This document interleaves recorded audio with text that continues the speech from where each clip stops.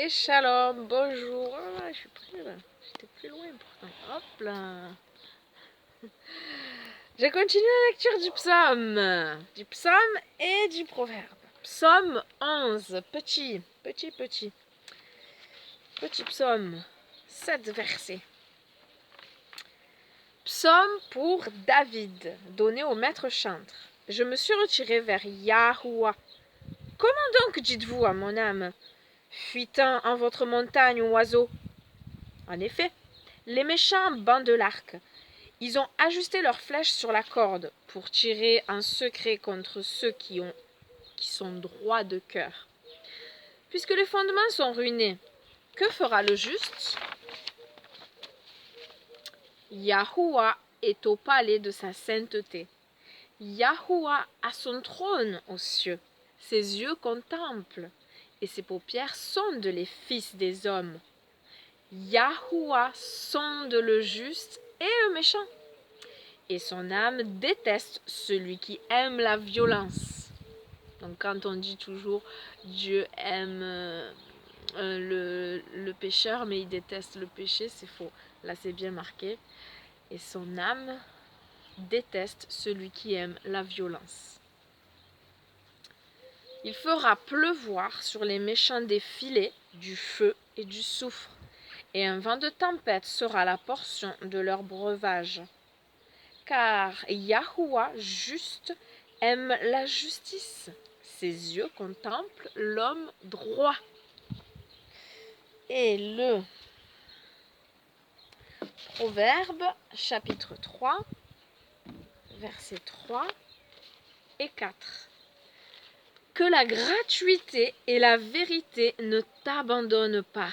Lis-les à ton cou et écris-les sur la table de ton cœur. Et tu trouveras la grâce et le bon sens aux yeux d'Élohim et des hommes. Des hommes justes. Amen. Merci Seigneur pour ta parole. Merci encore pour cette journée de vie, Seigneur. Toi qui as fait battre nos cœurs encore ce matin. Je bénis et je loue ton nom. Je te remercie Seigneur pour tous tes bienfaits, pour ta fidélité, pour la vie éternelle, Seigneur. Quelle joie de savoir que cette vie qui est courte n'est pas notre unique but, non, à se retrouver avec toi dans l'éternité. C'est vrai que la vie a un autre sens quand on a cette conviction. Et je prie pour tous ceux qui ne l'ont pas, Seigneur, afin que tu les attires à toi. Toi qui, dans ta parole, nous dis que tu as mis l'éternité, la pensée de l'éternité dans le cœur de l'homme. Voilà pourquoi il est autant affligé lorsqu'il y a un deuil, même s'il sait que la mort frappe un jour ou l'autre. Il est affligé parce que quelque part, il y a cette pensée de l'éternité, cette pensée qu'on ne meurt pas. Et voilà, et il ne sait même pas pourquoi, il n'en a pas conscience. Mais tu as mis cette pensée de l'éternité dans le cœur. Oui, l'éternité est une réalité. Oh, je t'invite à croire en cela. Merci Seigneur d'attirer à toi, d'attirer à ta parole, d'attirer à ta personne qui est si merveilleuse. Oui, comment nous avons tous un manque dans notre cœur qui est la forme de Dieu. Alléluia, ce manque, l'amour. On cherche tous l'amour à gauche et à droite, on ne cherche pas au bon endroit. C'est à toi qu'il faut trouver l'amour véritable, celui qui te donne une véritable paix, joie en toutes circonstances, même dans les difficultés, parce qu'avec toi, il y a toujours de l'espoir, il y a toujours une solution. Et surtout, même si tout va mal ici-bas et qu'on va être à côté de la mort, on n'a pas peur, on sait qu'il y a l'éternité avec toi ensuite. Avoir la paix, même quand tu es condamné à mort, que ce soit à cause d'une injustice dans un pays persécuté ou que ce soit à cause d'une maladie incurable. Avoir cette assurance de la vie éternelle n'a pas de prix. Oh, et combien, Seigneur, c'est ma prière pour chaque humain.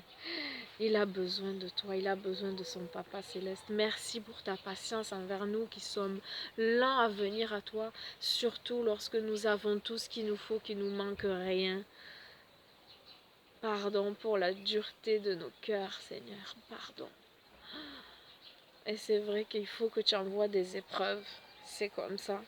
C'est malheureux à dire, mais rares sont ceux qui viennent à Dieu alors qu'ils ont tout pour être heureux. Ah là là, pardonne-nous Seigneur et ben agis comme tu le veux. Tu connais les cœurs et les vies de chacun et si quelqu'un doit passer par l'épreuve pour te rencontrer, ben alléluia, gloire à toi. En tout temps, je louerai ton nom Seigneur et je prie que tu me donnes les mots et l'attitude qu'il faut envers des personnes comme celle-là qui passe par une épreuve et qui a besoin de toi, qui a besoin de toi. Merci d'inspirer tous mes frères et sœurs, de nous donner, oui, ces mots qu'il faut, cette attitude qu'il faut, que ton amour que tu déverses dans nos cœurs ne soit pas gardé pour nous et notre famille et nos amis, notre petit cercle. Non, mais que cet amour-là soit déversé pour chaque être humain, Seigneur. Parce que tous ont besoin de toi. Alors donne-nous, Seigneur, de ne pas être égoïste. Donne-nous cette générosité d'âme, Seigneur. Merci, merci parce que tu le fais. Alléluia. C'est ta volonté que tous les hommes soient sauvés. Donc c'est ta volonté que nous puissions être comme tu le désires. Et c'est une prière qui est accordée, c'est sûr. Alléluia. Donne-nous ce vouloir et ce faire si nous ne l'avons pas, Seigneur. Regarde les motivations de nos cœurs aussi, Seigneur, lorsque nous annonçons la parole. Et si nous avons des mauvaises motivations, oh Seigneur, convainc-nous. Convainc-nous afin que nous arrêtions cela et que nous prions pour nous-mêmes et te demandons de l'aide afin que nos motivations soient uniquement pour le bien-être de l'autre. Non pour avoir raison, non par orgueil, non par envie d'instruire. Non, non, non, non. Uniquement l'âme de l'autre en face de nous qui doit compter, Seigneur. Merci. Le plus grand des dons, c'est l'amour, alors que nous ayons tous cet amour-là. Donne-nous cette grâce, Seigneur. Attire-nous davantage tous les jours, un peu plus près de ton cœur. Merci, Papa. Amen. Soyez bénis. À tous. Bisous et à demain.